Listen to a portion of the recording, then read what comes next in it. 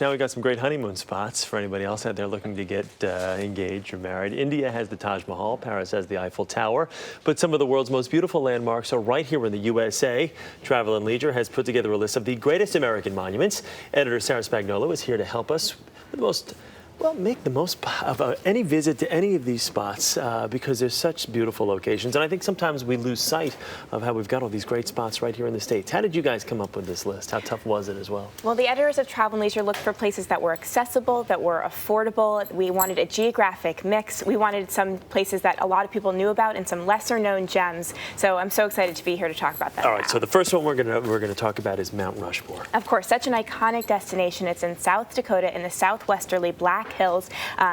It's in honor of four of America's favorite and most influential presidents, of course, Washington, Jefferson, Lincoln, and Theodore Roosevelt. The faces themselves are 60 feet high. The park is 1,278 acres. Such an iconic destination, great place to bring the family, and you know, what a wonderful way to learn about American history. Is there a best time to go visit? It can be very crowded in the summer, so we recommend either arriving in the winter, it's very beautiful, covered in snow, or perhaps arriving at night at 9 p.m. The park rangers illuminate the faces. Such a wonderful, beautiful, sentimental moment and a great time to visit. Yeah, if you haven't seen that after 9 o'clock, it is beautiful when they do illuminate it like that. Let's talk about the Grand Forest, the sequoia trees located in Northern California. This is beautiful. I mean, some of these trees are as big as 26 stories. Absolutely. The giant forest is located in Sequoia and Kings Canyon National Park, just south of Yosemite. It's home to some of the world's largest trees, actually including the world's largest tree called General Sherman tree, which is 52,000 cubic feet.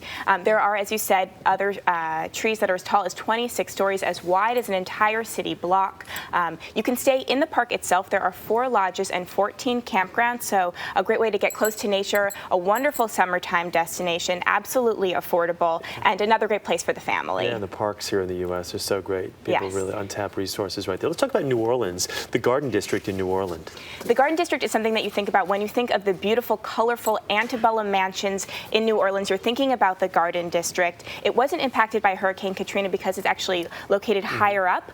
So there you can see some of the beautiful structures. You can tour them on a streetcar, the St. Charles Avenue streetcar, which goes around the northern part of the neighborhood. It's actually also a celebrity hotspot. Sandra Bullock lives there. Drew Brees lives there. So a wonderful destination and actually much more affordable than other large cities in the United States. You can stay at a hotel there for less than $200 a night. So a great place when you're considering where to go with the family as well. Niagara Falls, we were talking about this a couple of minutes ago. Jeff Glore is from up in that area and has been there, but this is, you talk about the quintessential honeymoon destination. Is it still big for honeymooners? It is still a honeymoon destination. Of course, not as popular as it used to be, but who doesn't love wonderful 167-foot waterfalls? It's actually made of 3 waterfalls because it's on the border of the U.S. and Canada. There's the American Falls in the U.S. and then the Horseshoe Falls, which is the one you're looking at now, the beautiful one on the Canadian side. You can explore them both on the Maid of the Mist ferry ride, which is $13.50 for a ticket for an adult. You get a blue poncho. You're there in the mist. You're up close and personal. You might not know that the gorge itself is actually as deep as the waterfalls are high. So there's so much to see in such a wonderful destination in upstate New York. Annie Edson Taylor went over those falls in a barrel back in 1901. Survived. And we've been, enamored with the destination ever since. This next one I think is amazing, the Wave. The Wave. Not many people know about this destination, so we're excited to introduce it to you. It's in Coyote Buttes in Arizona. It's 4 hours from Flagstaff Airport and 4 hours from Las Vegas. It's remote, so not only are you going to have to drive actually those 4 hours, then you're going to have to do a 3-hour hike.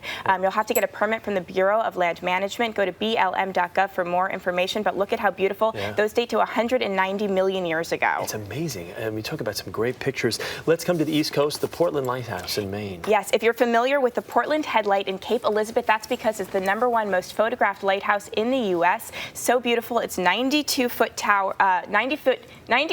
tall. It's located on the southwestern corner of the harbor. You can picnic there or you can take a tour up to the top, but they give 300 tickets. It's first come, first served, so we recommend that you arrive early or go before Memorial Day or after Labor Day. Maine is so beautiful in the summertime. And then finally, the Washington Monument.